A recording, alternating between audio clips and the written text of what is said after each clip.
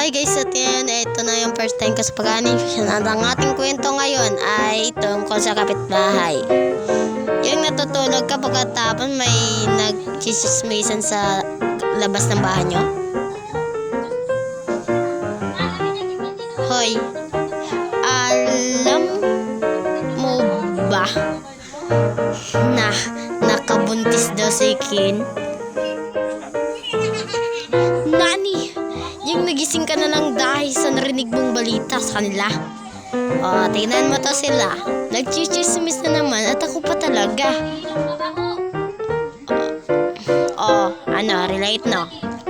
Ito yung dadaan kayo ng nanay mo tapos biglang nakasulubong yung kamari niya. Musta na mare? Ma.